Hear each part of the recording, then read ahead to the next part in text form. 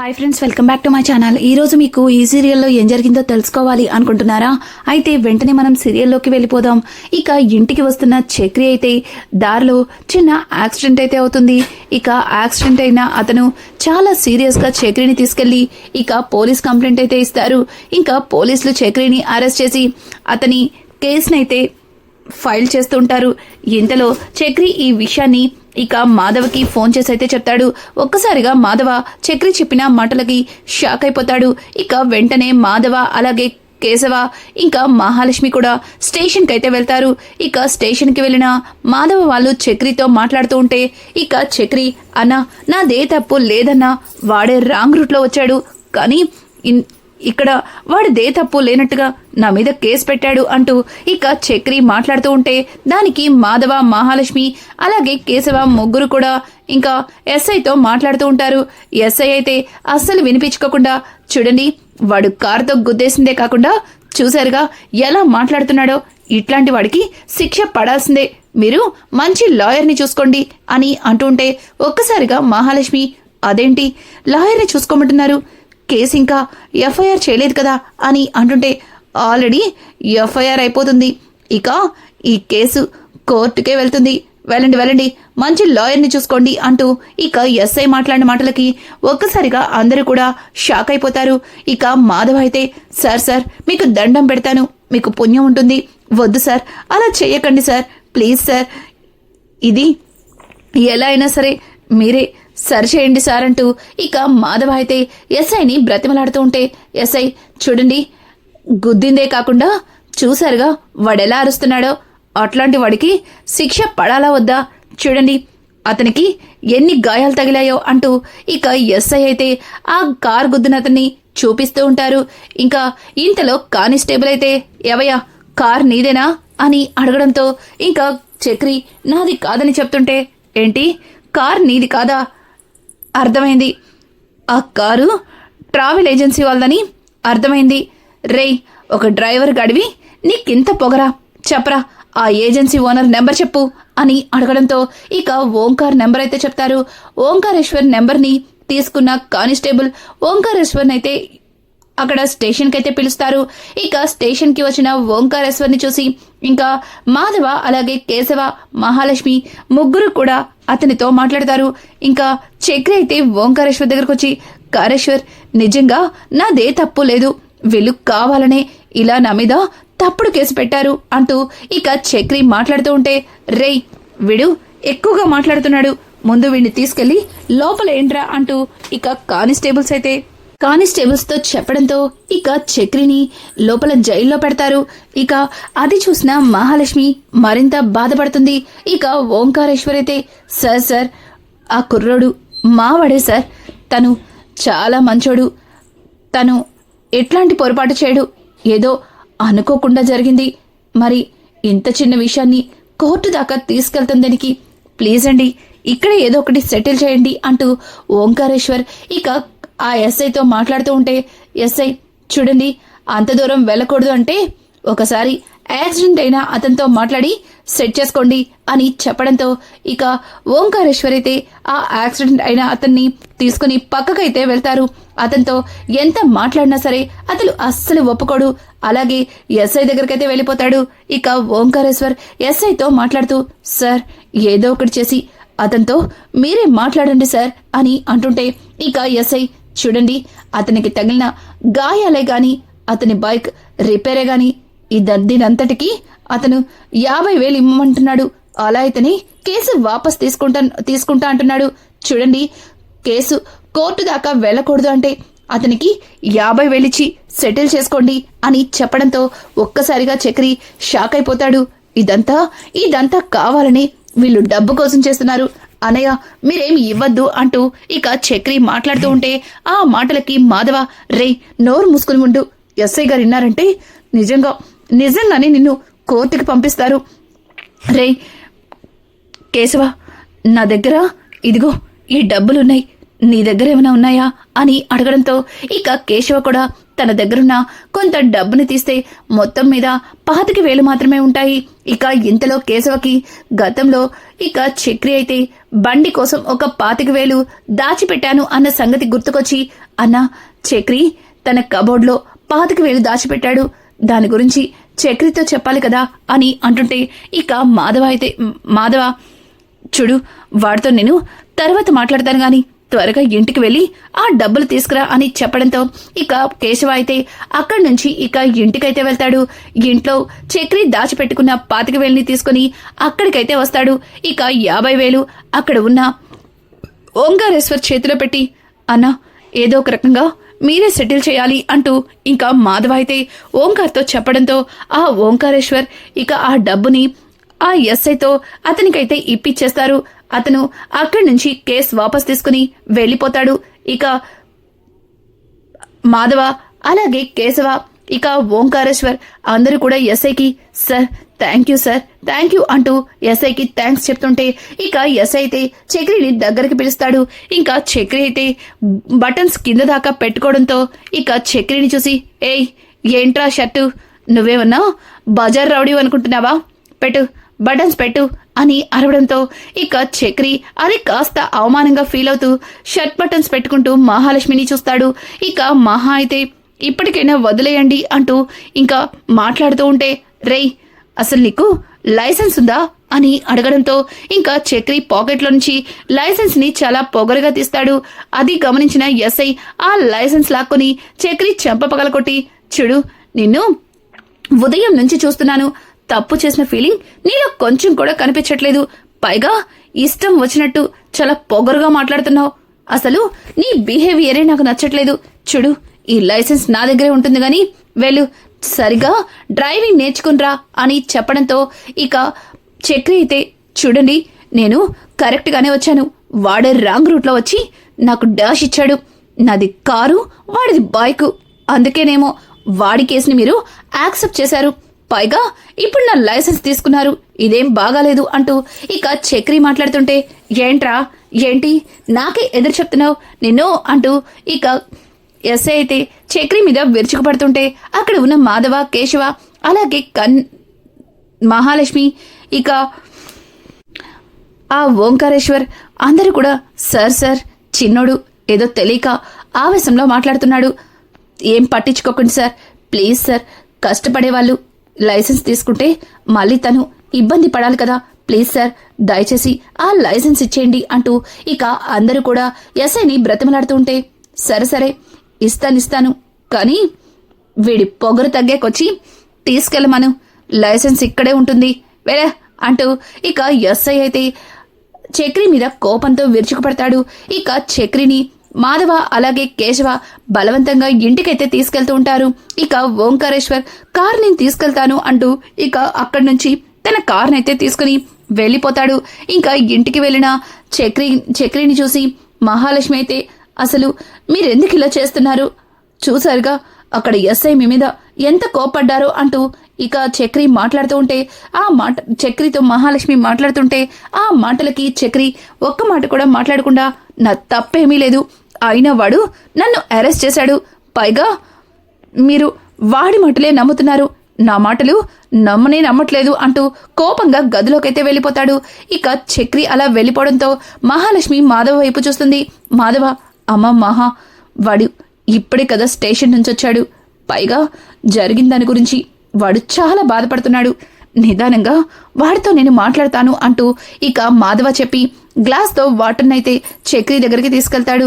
ఇక చక్రి నీళ్లు తాగుతూ, అన్నా నిజంగా నా తప్పేమీ లేదన్నా, వాడు కావాలని నన్ను ఇరికిచ్చాడన్నా అంటూ ఇక చక్రి అయితే మాధవ్తో మాట్లాడుతూ ఉంటే, మాధవ రే నైట్ అంతా సరిగా నిద్రపోలేదన్నావుగా, ముందు ప్రశాంతంగా నిద్రపో అంటూ ఇక మాధవ అయితే చక్రిని అక్కడే గదిలో పడుకోమని చెప్పి అక్కడి నుంచి బయటకైతే వచ్చేస్తాడు.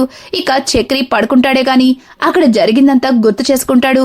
ఇంకా అక్కడ డబ్బిచ్చి సెటిల్ చేసుకోమన్న సంగతి గుర్తు చేసుకుని ఒక్కసారిగా చక్రికి ఇంత డబ్బు వీళ్ళెక్కడి నుంచి తీసుకొచ్చారంటూ కబోర్డ్లో వెతకడంతో ఇక తను దాచిపెట్టిన 25,000 కనిపించవు. ఒక్కసారిగా డబ్బులు కనిపించకపోవడంతో చక్రి చాలా కోపంగా ఇక కేశవని నిలదీస్తాడు. కేశవ, రేయ్, ఆ డబ్బుని నేనే తీశాను, దాన్ని తీసుకొచ్చి స్టేషన్లో కట్టడం వల్లే కదా నువ్వు బయటకొచ్చావు అని అంటుంటే, రేయ్, నాకు తెలియకుండా నేను దాచిన డబ్బుని ఇలా తీసేస్తావా అంటుంటే, రేయ్, అది నేనేమి నా పర్సనల్స్కి వాడుకోవడానికి తీసుకోలా, నీకోసమే తెచ్చాను అంటూ ఇక చక్రితో కేశవ అయితే మాట్లాడుతూ ఉంటాడు. అలా ఇద్దరి మధ్యలో మాట పెరిగి ఇక కొట్టుకునేదాకా వెళ్తుంది. ఇంకా కన్నా అయితే వాళ్ళిద్దరిని విడిపించడం కోసం చాలానే ప్రయత్నిస్తాడు. కానీ వాళ్ళిద్దరి మధ్యలో రాను రాను గొడవ పెద్దదైపోతుంది. ఇక మహాలక్ష్మి వచ్చి వాళ్ళిద్దరిని ఆపాలని ప్రయత్నించినా వాళ్ళిద్దరూ అయితే అస్సలు ఆగరు.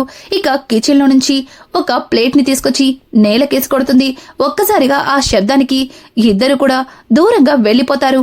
ఇక మహా అయితే, ఏమైంది, అసలు మీకేమైంది, ఎందుకు ఇలా చేస్తున్నారు అంటూ ఇక మహా అయితే ఇద్దరిని నిలదీస్తూ ఉంటే, ఇక కేశవ అయితే చూడండి వీడు ఎలా మాట్లాడుతున్నాడో, వాడి కోసమే డబ్బులు కడితే ఆ డబ్బులేమని అంటూ నన్నే నిలదీస్తున్నాడు అని అంటుంటే, ఇక చక్రి అయితే చూడు, వాడు డబ్బుల కోసమే ఇదంతా చేశాడు, అది మీకు అర్థం కావట్లేదు అంటూ అక్కడి నుంచి చక్రి మరొకసారి బయటకైతే వెళ్ళిపోతాడు. ఒక్కసారిగా చక్రి అలా వెళ్ళిపోవడంతో ఇక మహాలక్ష్మి, ఆగండి, ఎక్కడికి వెళ్తున్నారు, మళ్ళీ ఏం తలనొప్పి తీసుకొచ్చి పెడతారు అని అంటుంటే, ఇక చక్రి, చూడండి, ఈసారి నేను ఎటువంటి తలనొప్పులు తీసుకొచ్చినా మీరు మాత్రం అక్కడికి రానవసరం లేదు అని అనుకుంటూ ఇక చక్రి అయితే వెళ్ళిపోతాడు. ఒక్కసారిగా చక్రి మాటలకి మహాలక్ష్మి కూడా కాస్త ఫీల్ అవుతుంది. ఇంతలో అక్కడికి మాధవ అయితే వస్తాడు. ఇక మాధవ ఏమైంది అని అడగడంతో జరిగిందంతా కూడా కన్నా అయితే చెప్తాడు. ఇక ఆ మాటలకి మాధవ, ఏంటి ఇప్పుడు వాణ్ణి ఎందుకు పంపించారు, ఇప్పటికే వాడికి జరిగిన అవమానాలకి వాడు చాలా బాధపడుతున్నాడు, ఇప్పుడు ఇలాంటి పరిస్థితుల్లో వాడు బయటికి వెళ్ళడం అంత కరెక్ట్ కాదు, ముందు వాడికి ఫోన్ చేయండి అని అనడంతో ఇక మహాలక్ష్మి అయితే, పెద్ది, అలాంటిదేది జరగదులే, మీరేం కంగారు పడకండి, తను వచ్చేస్తాడు, ఇంతకు ముందంటే చేతిలో కారుండేది, ఇప్పుడు కారు లేదు కదా అంటూ ఇక మహా అయితే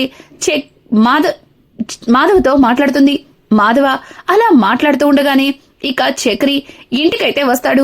చక్రిని చూసిన మాధవ, అమ్మయ్య వచ్చావా, రేయ్, నువ్వు ఈ రోజు నుంచి ఎక్కడికైనా వెళ్ళావంటే ఊరుకునేది లేదు, లోపలికి పద, వంట చేశాను, భోంచేద్దువా అంటూ ఇక చక్రిని తీసుకొచ్చి అందరికీ కూడా భోజనాన్ని అయితే వడ్డిస్తారు. ఇక అందరూ కూడా కూర్చుని భోజనం అయితే చేస్తారు. కానీ కేశవ అలాగే మాధవ ఇద్దరు కూడా ఒకరినొకరు కోపంగా చూసుకుంటారు.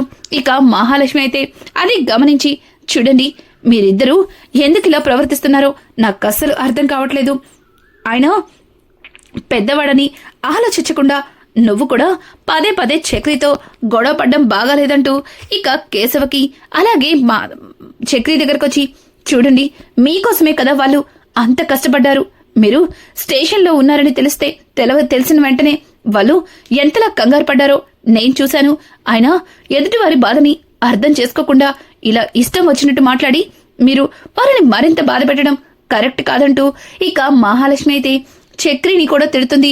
ఇక చక్రి అయితే బయటకైతే వెళ్ళిపోతాడు. చక్రి వెళ్ళిపోయిన తర్వాత ఇంకా కేశవతో, చూడండి, ఇప్పటికే మీ అన్నయ్యకి జరిగిన అవమానాలకి అతను చాలా ఫీల్ అవుతున్నాడు, అలా ఫీల్ అవుతున్న వ్యక్తిని ఇంకాస్త మాటలని మీరు మరింత బాధ పెట్టడం అంతగా బాగాలేదు అంటూ మహాలక్ష్మి చెప్పడంతో ఇక కేశవకి కూడా తన మనసుకి అనిపించి ఇక చక్రి దగ్గరికైతే వెళ్తాడు. ఇక చక్రిని చూస్తూ, రేయ్, ఏంట్రా, నిజంగానే నీకు అంత బాధగా అనిపించిందా అంటూ కేశవ అడగడంతో ఇక చక్రి అయితే తన మనసులో ఉన్న బాధని బయటికి చెప్పి ఇక కేశవని హత్తుకుంటాడు. ఒక్కసారిగా కేశవ చక్రి తనని అంత ఆప్యాయంగా హత్తుకోవడంతో తను కూడా ఎమోషనల్ అయ్యి ఇక చక్రిని హత్తుకుంటాడు. అలా ఇద్దరు కూడా ఒకరినొకరు సమర్థించుకుంటూ ఒకరి బాధని ఒకరు చెప్పుకుంటూ మాట్లాడుకుంటూ ఉండగా ఒక్కసారిగా ఇక బయటికి వస్తున్న మహాలక్ష్మి అది చూసి షాక్ అవుతుంది. ఇంతసేపు ఇద్దరు కూడా తెగ కొట్టుకున్నారు, ఇప్పుడేంటి ఇద్దరు ఇంత ఆప్యాయంగా మాట్లాడుతున్నారు అంటూ ఇక మహాలక్ష్మి అయితే మాధవని పిలుస్తుంది. ఇక మాధవకి చూపించి, చూడు పెద్ది, ఇంతసేపు ఇద్దరి మధ్యలో పచ్చిగడ్డి వేసిన బగ్గుమన్నట్టుగా ఒకరికొకరు ఎంతో కోపంగా ఉన్నారు, కానీ ఇప్పుడు వాళ్ళిద్దరిని చూస్తుంటే మీకు ఏమనిపిస్తుంది అని అంటుంటే ఇక కన్నా అయితే, వదినా ఇదేం చూశారు, చిన్నప్పటి నుంచి చూస్తున్నాను, వాళ్ళిద్దరూ ఎప్పుడూ ఇంతే, కొట్టుకున్న కాసేపటికి కలిసిపోతారు, అసలు వీళ్ళిద్దరూ నిజంగా గొడవ పడ్డారా అని మనకే అనుమానం వస్తుంది అంటూ ఇక కన్నా మాట్లాడుతుంటే ఆ మాటలకి ఇక మహాలక్ష్మి అయితే తనలో తను నవ్వేసుకుంటుంది. ఇంకా ఉదయాన్నే చక్రి అయితే కేశవ దగ్గరకొచ్చి, రే కేశవ, నువ్వు మహాలక్ష్మి కోసం బైక్ చూస్తానన్నావు, మరి చూసావా అని అంటుంటే ఇక చక్రి మాటలకి కేశవ, చూసానని చెప్పాను కదరా, ఈరోజు ఆయన స్కూటీ తీసుకొస్తా అన్నాడు, ఆ స్కూటీని నీకు తీసుకురాగానే ఫోన్ చేస్తాను అని అంటుంటే, ఏం కాదు, నీతో పాటు నేను కూడా షాప్ దగ్గరకు వస్తాను అంటూ ఇక చక్రి అయితే ఉదయం నుంచి ఇక కేశవని గబగబా రెడీ చేసి ఇక తనే దగ్గరుండి మరి షాప్కైతే తీసుకెళ్తూ ఉంటాడు. మాధవ పెట్టే టిఫిన్ ని టీని కూడా తీసుకోకుండా ఇక కేశవని తీసుకుని బలవంతంగా షాప్ దగ్గరికైతే వెళ్తాడు. ఇంకా కేశవ అయితే, రే కనీసం టీ కూడా తాగనివ్వలేదు, ఉదయాన్నే ఏంట్రా నాకు టార్చర్ అంటూ ఇక కేశవ మాట్లాడుతుంటే, చెప్పానుగా నువ్వు మహాలక్ష్మి కోసం స్కూటీ తెప్పించే వరకు నేను ఇలాగే చేస్తాను అంటూ ఇంకా చక్రి మాట్లాడుతూనే ఉండగా ఇక మా కేశవ అయితే షాప్ ఓపెన్ చేస్తుంటే, రే షాప్ ఎందుకు రే ఇప్పుడు ఓపెన్ చేస్తున్నావు, ముందు ఆ స్కూటీ అతన్ని రమ్మను అని అంటుంటే, రే షాప్ ఓపెన్ చేసినాక రమ్మని చెప్తాను రా, కాసేపు నువ్వు సైలెంట్గా కూర్చుంటావా అంటూ ఇంకా కేశవ అయితే షాప్ని ఓపెన్ చేసి ఇంకా స్కూటీ అతనికైతే ఫోన్ చేస్తారు. కొంతసేపటికి అతను ఒక స్కూటీ తీసుకొచ్చి చూపించడంతో ఇక ఆ స్కూటీ అంతా చూస్తుంటే అతను, చూడు బాబు, ఈ స్కూటీని మా అమ్మాయి కోసం కొన్నాం, కానీ మా అమ్మాయికి మంచి సంబంధం వచ్చింది, తను ఇక్కడ కూడా కాదు యూఎస్ వెళ్ళిపోయింది, అందుకే ఈ స్కూటీని అమ్మేస్తున్నాం, దీన్ని ఎక్కువగా వాళ్లేది కూడా అని చెప్పడంతో ఇక అక్కడే ఉన్న కేశవ అయితే ఆ స్కూటీని చూసి, అవునరా నిజంగానే ఈ స్కూటీని ఎక్కువగా యూజ్ చేయలేదు, పైగా ఇది కొత్త స్కూటీ అంటూ ఇక కేశవ మాట్లాడుతూ ఉంటే కేశవ మాటలకి ఇంకా చక్రి అయితే, చూడండి ఈ స్కూటీ మీరు ఎంత యూజ్ చేయకపోయినా ఇది ఓల్డ్ మోడల్, పైగా దీని మీద చాలా గీతలు కనిపిస్తున్నాయి, ఇది మీ అమ్మాయి వాడుతున్నప్పుడు కింద పడేసి ఉండొచ్చు, బ్రేకులు కూడా ఎలా ఉన్నాయో ఏంటో చూడండి, ఇది మీరు మరీ ఎక్కువగా ఎక్స్పెక్ట్ చేస్తున్నారు, ఎరా ఏం మాట్లాడవేంటి అంటూ చక్రి మాట్లాడుతూ ఉంటే ఒక్కసారిగా కేశవ షాక్ అయిపోతాడు. ఇదేంటి ఇంత మంచి స్కూటీని పట్టుకుని వీడు పాత స్కూటీ సరిగా బాగాలేదు అంటూ ఏదేదో మాట్లాడుతున్నాడు అంటూ ఇక కేశవ అయితే అలాగే చూస్తూ ఉంటాడు. ఇక స్కూటీ అమ్మే అతను చక్రి అన్న మాటలకి సైలెంట్ అయిపోయి, చూడు బాబు, ఇది నేను 50,000కి మించి ₹1 కూడా తగ్గించలేను అని చెప్పడంతో ఒక్కసారిగా చక్రి, సార్ ఇదేమీ కొత్త స్కూటీ కాదు, సెకండ్ హ్యాండ్, పైగా దీనికి ఎన్ని రిపేర్లున్నాయో కూడా తెలీదు, దీన్ని నేనొకసారి చెక్ చేస్తాను అని చెప్పడంతో, సరే బాబు నేను పక్కన టీ తాగొస్తాను, ఈలోపు మీరు దీన్ని ఒకసారి చెక్ చేసుకోండి అంటూ అతనైతే అక్కడి నుంచి వెళ్ళిపోతాడు. ఇక అతను వెళ్ళిపోయిన తర్వాత అక్కడే ఉన్న కేశవ అయితే, రేయ్ ఇది కొత్త స్కూటీరా, అసలు దీన్ని యూజ్ చేయలేదు, కావాలంటే మైలేజ్ చూడు, ఎందుకురా అతనితో అలా మాట్లాడావు అని అంటుంటే, అలా మాట్లాడకపోతే వాడు మనం అన్న రేటుకి ఇస్తాడా ఏంటి అని అంటుంటే ఇక కేశవ, రేయ్ ఒక విధంగా చెప్పాలంటే ఈ స్కూటీ అతను 50,000 ఇమ్మంటున్నాడు, నిజంగా ఇది డెడ్ చీప్ అని అంటుంటే, రేయ్ నోరు ముయ్యరా, దీన్ని ఎంతకు తీసుకోవాలో నాకు తెలుసు అంటూ ఇక చక్రి అయితే ఆ స్కూటీ మీద 2 రౌండ్లేసి వచ్చిన తర్వాత ఆ స్కూటీ అతనితో, చూడండి ఈ స్కూటీ కాస్త రిపేర్ ఉంది, ఈ రిపేర్ చేయిస్తే నాకు ఎంత అవుతుందో కూడా తెలీదు, కానీ నాకిప్పుడు అవసరం కాబట్టి దీనికి నేను 25,000 ఇస్తాను, అంతకు మించి ₹1 కూడా ఇవ్వలేను అని అంటుంటే, ఏంటి బాబు ఏమంటున్నావు, చూడు నేను దీన్ని అసలు వాడలేదు బాబు, కావాలంటే మైలేజ్ చెక్ చేయండి అని అంటుంటే, సార్ దీన్ని కింద పడేశారు సార్, పైగా దీనికి చిన్న చిన్న రిపేర్లున్నాయి, ఇప్పుడు అవంతా కంప్లీట్ అయితే ఈజీగా నాకు 5-10,000 దాకా అవుతుంది, సరే మీరు అదేం ఆలోచించకండి, మీకు ఇవ్వాల్సిన డబ్బులు ఇచ్చేస్తానులే అంటూ ఇక చక్రి అయితే తన పాకెట్లో నుంచి ఒక 10,000 తీసి ఇంకా అతనికైతే ఇస్తాడు. ప్రస్తుతానికి ఇవి ఉంచండి, ఒక వారం 10 రోజుల్లో మిగిలిన డబ్బు ఇచ్చేస్తాను అంటూ ఇక చక్రి మాట్లాడుతుంటే ఇంకా అతనైతే ఆశ్చర్యంగా చూస్తుంటాడు. కేశవకైతే నోటి నుంచి మాట రాదు, ఏం చెప్పాలో కూడా అర్థం కాదు.